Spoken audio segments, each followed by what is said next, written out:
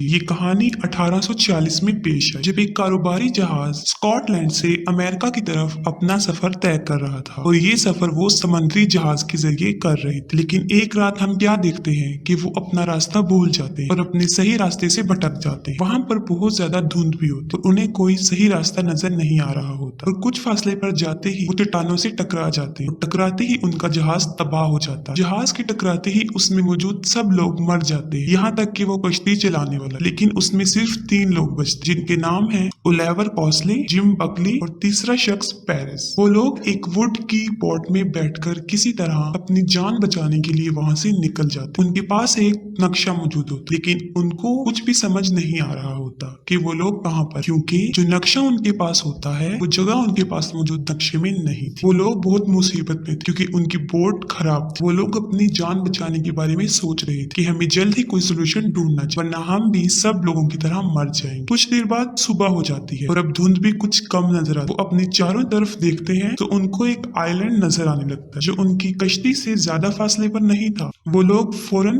उसके किनारे पर आ जाते और वहां आकर कुछ देर बैठ जाते। वहां पर बहुत सुकून और सन्नाटा होता है, जिससे उनको ये महसूस होता है कि ये आइलैंड बिल्कुल खाली है, यहाँ उनके अलावा कोई नहीं है। कुछ देर गुजरने के बाद वहां एक बूढ़ा शख्स आता है जिसका नाम पिंगल होता है। दरअसल वो बूढ़ा आदमी उस आइलैंड का ही रिहायशी था। वो उस आइलैंड पर उन तीनों को बहुत अच्छे से वेलकम करता है और उनको अपने घर ले जाता है और ले जाते ही अपने घर वो उन्हें खाना खिलाता है। कॉस्ली अपनी कहानी बताना शुरू करता है कि वो लोग यहाँ पर कैसे आए, क्योंकि उनका जहाज चट्टानों से टकरा गया था और जहाँ पर ये वाकया पेश आया वो उस बूढ़े शख्स के घर से ज्यादा दूर नहीं था। वो लोग ये सोच रहे होते हैं कि शायद उस कश्ती में मौजूद हमारे अलावा और लोग भी बच गए हों। वो उस बूढ़े शख्स को कहते हैं कि उसको वहाँ पर आग जलानी चाहिए। इसका फायदा ये होगा कि अगर कोई शख्स बच गया होगा तो वो यहाँ पर आ जाएगा। इसके जवाब में वो बूढ़ा शख्स उनको कहता है कि तुम लोग आराम कर लो, मैं आग जला दूंगा। जो वाकया उनके साथ पेश आया था उसमें कॉस्ली का बाजू बुरी तरह जख्मी हो जाता है। वो बूढ़ा शख्स उनको मशवरा देता है कि उन्हें कुछ दिन वहाँ आइलैंड पर ही स्टे करना चाहिए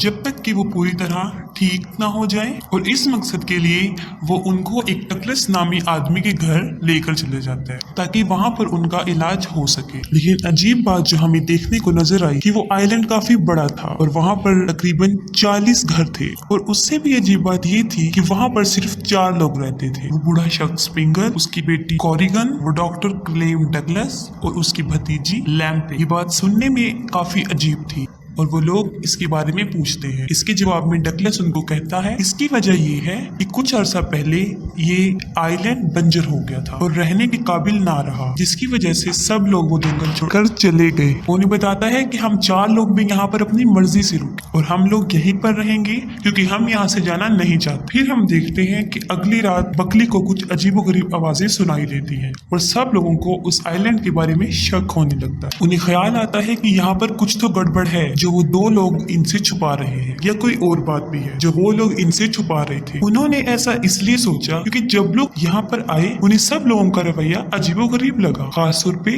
वहाँ की फीमेल्स का। वो हकीकत का पता लगाना चाहते थे, इसलिए वो लोग खुद उस आइलैंड को देखने का फैसला करते हैं कि आखिर इसके पीछे क्या हकीकत छुपी है, जिसके जवाब में डगलस उनको मना कर देता है। वो उन लोगों को मना करता है कि उनका वहां से निकलना किसी खतरे से खाली नहीं है क्योंकि आइलैंड पर अंधेरा जल्दी हो जाता है, और जैसा वो लोग सोच रहे हैं वैसा कुछ नहीं है। आइलैंड पर कुछ ऐसी बात नहीं है, और कहता है कि तुम्हारा फायदा इसी में ही है कि तुम यहाँ पर ही रहो। लेकिन उस बूढ़े शख्स की बातें बिल्कुल ठीक थी। उसने कहा था वहां पर कोई नहीं है, वहां पर सच में उन्हें कोई नहीं मिला और सारे घर खाली थे। मगर हकीकत तो ये है कि वो डेड आइलैंड था, क्योंकि वहां पर ना कोई जानवर था और ना ही कोई इंसान। बकली को ये जगह मशकूक लगने लगी, और इस आइलैंड की सबसे अजीब बात ये थी कि वो किसी मैप में भी मौजूद नहीं था, जबकि वो उस लैंड के आसपास ही था, लेकिन फिर भी वो किसी नक्शे में नहीं पाया जाता।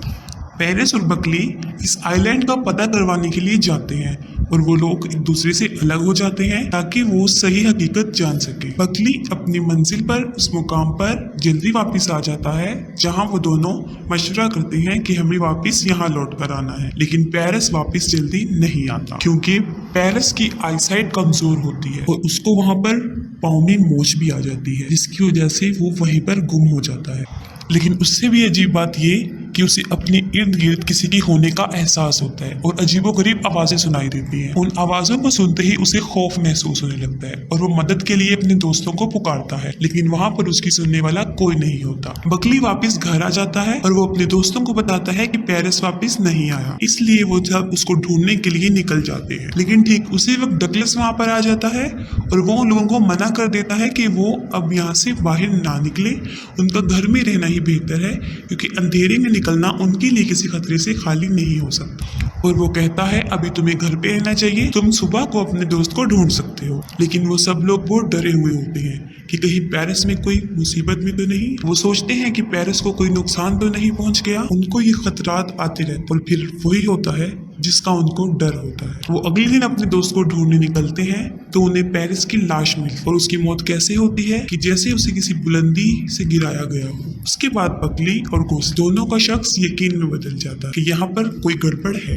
वो सोचते हैं या तो इस आइलैंड में कोई गड़बड़ है या वहाँ पर रहने वालों में। उन्हें उन चारों शख्स पर जो वहाँ पर रहते थे शक था, खास तौर पे वहाँ की औरतों पर, क्योंकि वो औरतों में होने वाले बदलाव को देख सकते थे। अचानक से ही उनके फेस का कलर, उनकी आंखों का कलर चेंज होने लगता और वो औरतें इतनी अजीबोगरीब हो जाती और हरकतें करने लगती कि उनको बेड के साथ बांधना पड़ता। और उनमें से जो औरतों में से सबसे अजीब औरत थी वो पॉरीगन थी। वो सबसे अजीब इसलिए थी क्योंकि उसकी हरकतें सबसे अजीब थी। वो रातों को जंगलों में घूमती रहती, वो अजीबोगरीब रिचुअल करती, आग के गिर्द घूमती रहती। और जब पेरिस गुम हो गया था तो वो औरतें अजीबोगरीब बन गई थी, मतलब उनके फेस का, उनकी आंखों का रंग चेंज हो गया था, जिससे ये जाहिर होता था कि या तो उन्होंने पेरिस पर हमला कर दिया था या उस पे जादू कर दिया था या उनको पता था कि पेरिस मर रहा है, लेकिन वो फिर भी अपने दोस्त की जान नहीं बचा सकते थे, उसके लिए कुछ नहीं कर। और हमें पेरिस जिस हालत में मिला वो मुर्दा था। इसके बाद हम देखते हैं कि हमें आइलैंड पर एक तीसरी औरत, उन दो औरतों के अलावा एक तीसरी औरत भी नजर आती है, लेकिन वो औरत उनको उस आइलैंड में आकर नजर नहीं आई, क्योंकि जब वो अपनी कश्ती में सवार थे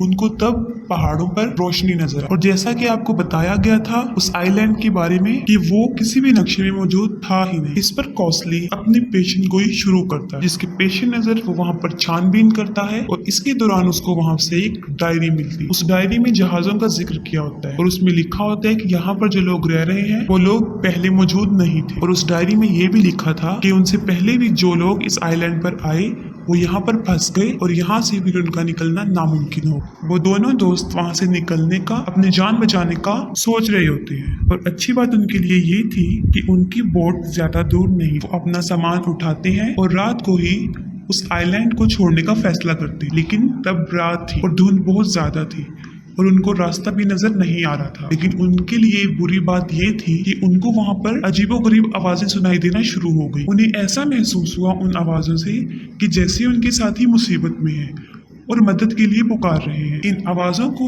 सुनकर वो अपने सेंसेस को खो देते हैं और पागल होने लगते हैं। और इस पागलपन के आलम में वो पानी में कूदने ही वाले होते हैं कि वहाँ पर वो बूढ़ा शख्स पिंगल फौरन आ जाता है और उनको वापिस आने का बोलता है। पिंगल उन्हें अपने घर ले आता है और उनको समझाने की कोशिश करता है कि अब तुम यहाँ पर बुरी तरह फंस चुके हो, तुम्हारी लाख कोशिश करने के बाद भी तुम यहाँ से नहीं निकल सकते। वो उन्हें कहता है कि अगर तुम्हें अपनी जिंदगी से प्यार है, अगर तुम जिंदा रहना चाहते हो तो तुम्हें हमारी बात सुननी होगी, हमारी बात माननी हो, वरना तुम्हारा हाल भी वही होगा जो उन लोगों का हुआ, यानी तुम भी मारे जाओगे। और अब वो इस आइलैंड का राज फाश करता है और उनको हकीकत बताता है कि ऐसा यहाँ पर क्यों होता है और क्यों हो रहा है उनके साथ। वो उनको कहानी बताना शुरू करता है कि कुछ साल पहले उन्हें समंदर के किनारे एक सुनहरे बालों वाली लड़की मिली। और ये वाकया तब का है जब ये आइलैंड बिल्कुल आबाद था, यानी वहाँ पर सब लोग रहते थे और अपनी जिंदगी को एक खुशहाल तरीके से गुजार रहे थे। और वो लड़की भी रहती, उस लड़की का नाम प्रेसेबनी था। वो लड़की नेचर से काफी फ्रैंकली थी और फ्रेंडली भी। सब लोग उसको उसकी नेचर की वजह से बहुत पसंद करते थे क्योंकि वो बहुत खुशहाल